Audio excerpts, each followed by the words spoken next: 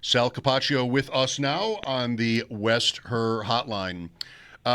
Impressive, Sal, for you. Does that word do it justice? Sure. I thought it was impressive. Oh, sorry about that, guys. Give me 1 second. Sorry, guys. Hold on 1 second. All right. We're here. With no kids. Sorry, I just had my car on the radio there, and I got in for a second. So, yes, impressive was very good. Yeah, I know. Getting the feedback. It's not I was listening to football. But it is impressive. I thought that the way that they played the game, both offensively and defensively, was impressive. And I thought that the way that they played offense overall was impressive because of their two-dimensional approach, Sean McDermott likes to say, right? I mean, complementary football, two-dimensional offense. This is what you mean and what he means when he talks about it. I mean, you look at overall how they played this game. This was the Bills were in control the entire game. And that, to me, that was like, I never felt they weren't. To me, that was the most impressive part. Yeah, I mean, it got tense at the end, Hail Marys and whatever, field goal, doink. But, yeah, I mean, I can't recall them. There's a game where they blow out the Chiefs maybe after the first AFC Championship loss where they kind of really, handled the Chiefs, pretty comfortably.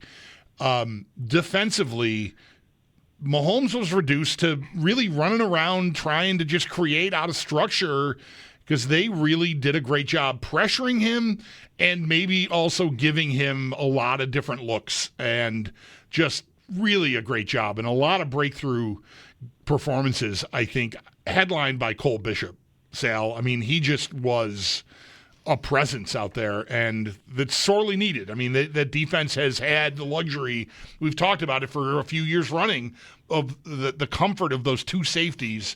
And for Bishop to show up and have a game like that really tells you maybe what we've been missing between Hyde and Poyer's prime and now. No doubt about it. The athleticism that he brings was already on display. We saw that against New Orleans. What he needed to do was be more comfortable and not, make mistakes because he didn't understand maybe where he should line up somewhere or because he's reading something wrong. And the way that happens is with reps. And it's funny because we've been hearing that, and the coaches would say that. He needs reps. He needs reps. It's why he played a lot late in the preseason. He needed more reps. He had to be on the field. He is a great example of the fact that development is not linear. Not every person has the same development. And the fact that he plays a certain position that requires so much of it in this particular system, I mean, I think that now you're seeing why it was so important for him to be on the field and unfortunately have to take some of the lumps he did. I mean, if just a month ago, Bills fans wanted this guy gone, calling him a bust, right? I mean, it's just not the case. We can't make sweeping judgments about guys after their first year. But I think overall with the play, you're right about that. And guys, I got to tell you, Jordan Poyer next to him has been a really, really big difference for him.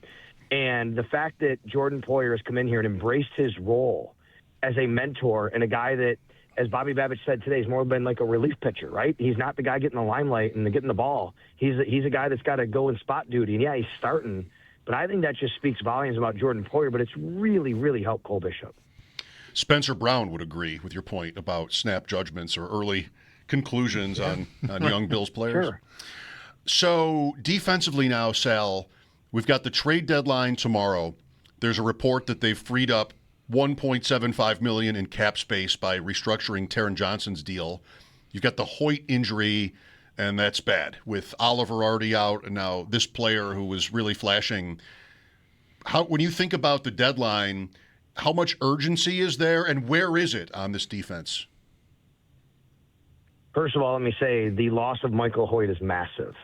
As the conductor of the Michael Hoyt's going to change this defense train that I had been on with you guys and others, I mean, it was coming into fruition, even way more so than I thought. I mean, I had said, going back a while, man, this guy's going to give the Bills options. I knew what they were doing with him in preseason and camp when we're moving him around and how really effective that was and what I saw from him. And I'm like, man, they're going to really have a plan for him, and it's going to really be a benefit. And, boy, and it just doubles down with the loss of Ed Oliver. And to get to your point, Mike, now they just don't have that interior pass rusher is what they miss and what they're going to be missing. I think that they have guys who are capable on the roster, but not to the level of Michael Hoecht. And the number one guy would be Javon Solomon. I mean, Javon Solomon played that role. He played that role before Michael Hoecht went out. He played that role yesterday after Michael Hoecht came in. The Bills will still have to piece it together with guys, and that's the number one guy you're going to look at. But sure, could they go out and try and find somebody? I just don't know. It's got, like, if you're going to get somebody, I'm not of the thought of you need a defensive end. Where is he going to play? If you're going to, I mean, you have defensive ends. You have Joey Bosa and Greg Rousseau and A.J. Epinesa. To me, you don't need a defensive end. What you need is somebody who is an interior pass rusher, because that's what they're going to miss. And I don't know where you get one like that and what it's going to cost you. Otherwise, I would say I still think wide receiver, to me, is the number one priority. I still think you have to get, even yesterday, guys, like, I mean, yeah, you had a couple of throws like Elijah Moore, and Khalil Shakir made a couple of plays, but really it was the tight ends. There really wasn't the passing downfield that you still want to see, and they're going to get Joshua Palmer back at some point here soon. But I just don't think that's enough from what I've seen. Yeah, boy, I feel like the Hoecht injury coupled with Oliver sort of pushes defensive tackle / pass rusher above receiver for me.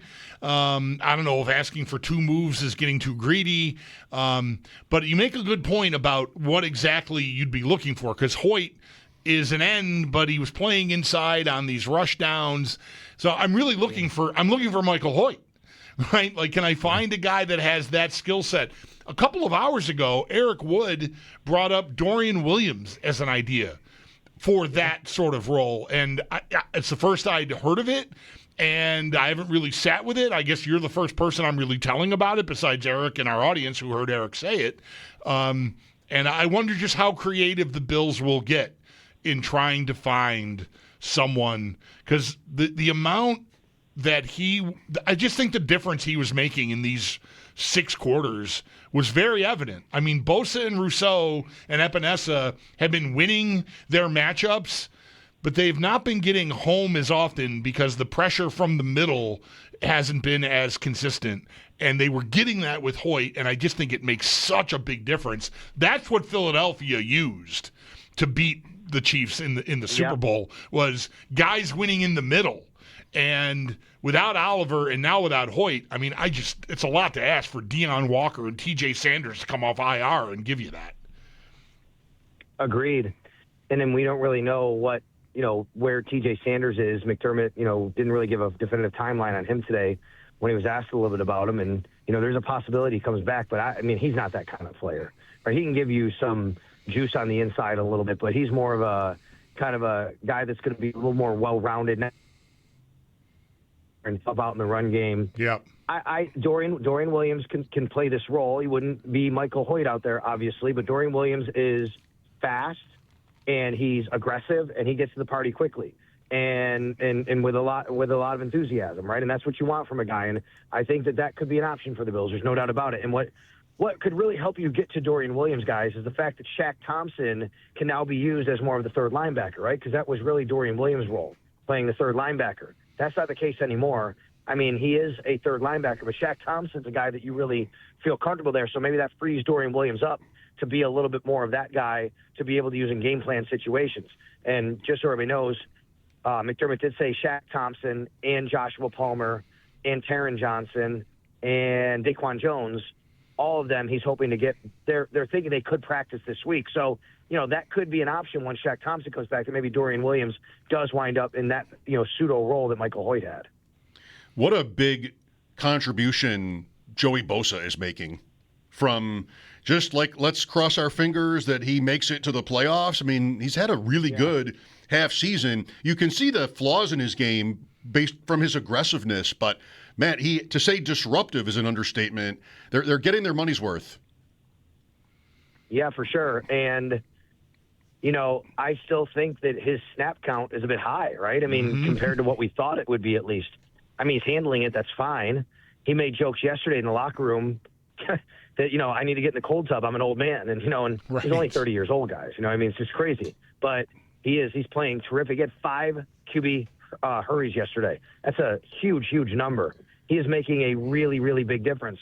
But a big reason why he's making a big difference because they're getting that push on the interior. And if a guy like Patrick Mahomes or Andy Dalton's looking to scramble, there goes Joey Bosa. He's right there next to you. So, yeah, he's been a really big part. Greg Rousseau, after a slow start, is playing much better right now. And I think A.J. Epinesa had a really good game yesterday. I think A.J. Epinesa is having a nice year, solid year. You know, we've talked about Epinesa before, and I've always said it. The Bills always believe he was an ascending player, but his ceiling is not super high, but he has a really high floor. So the AFC now, Sal, it continues in this direction. The Chiefs now with their fourth loss, but they went into the game second, even third place. Bills 2, New England wins, Denver wins, Indianapolis loses, but we're 1 week closer because of the Patriots and Broncos to this kind of reality that one or both of those teams is going to still, force the other into the wild card. Obviously, there's so many weeks to go here. We're not there yet, but it's a big loss for Kansas City in the standings with Denver winning and even what else is happening in the AFC. Yeah, I thought yesterday was a big game for the Steelers.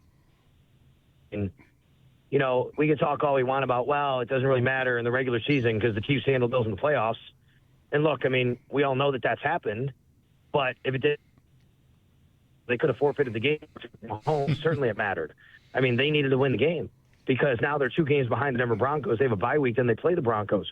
They're on the outside looking in. What yesterday's game did was keep everything right in front of everything they've wanted this year, meaning winning a division, getting the 1 seed, home field advantage. Like, everything is still right there for the Buffalo Bills. And now you knocked the Indianapolis Colts down a peg.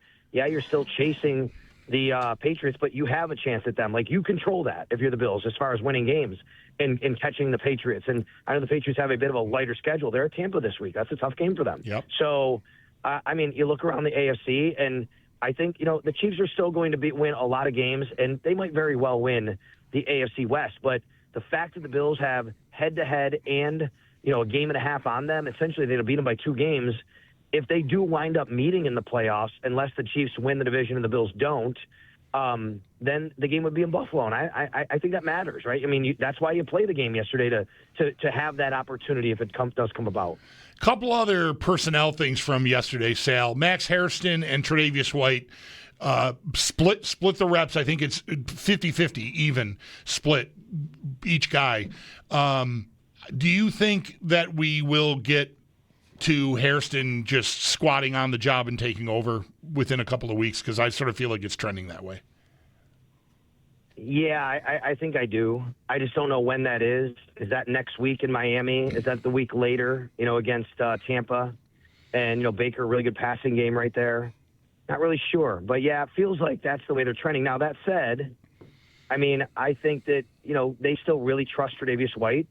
And it's easy for us to look from the outside in and go, oh, look at Max Harrison. Look, he ran with Xavier Worthy, and he ran with this guy. Just go put him on the field.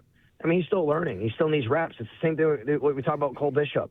There's still something to be said for, you put him in positions. And Sean McDermott told a story yesterday about how, there was a play at practice on defense they ran last week, and they had to kind of rep it a few times because Max hadn't seen it yet, and he had kind of didn't know what to do and ran it wrong or something like that. And, that could happen in a game, right? And you just got to be careful about making those switches too quickly. You got to be really buttoned up, and you also don't want to wait too late. I get it. I understand that.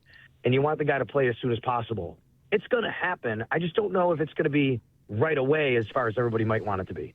Interesting how from Tyler Dunn, Hairston talked about Xavier Worthy and his body language and how Hairston was able to tell whether Worthy thought he was getting the ball. And as interesting as that is, I'm not sure McDermott would want that out. Right. I thought the same thing.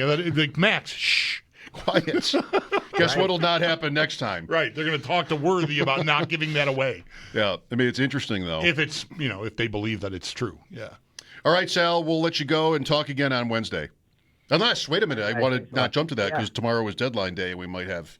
Right. That's right. Tomorrow is deadline day. And, just so you guys know, you just said it, report from Field Yates is the Bills cleared, less than $2 million in salary cap space with Taron Johnson restructure, and they don't have a lot of levers they can pull to restructure, to create space, and they don't have a lot of space. So I think they're very limited in the things they can do, but certainly that's a sign that they could be moving money to acquire somebody. But let's remember, because of the injury to Hoecht, because of other injuries, signing guys counts too, right? They have to replace guys. They got to call them up in the practice squad. They got to sign them, and you need money just to do that. So just, throwing that out there for everybody. Very good. Thanks again. You got it. All right, Sal Capaccio on the West Her Hotline. His appearances are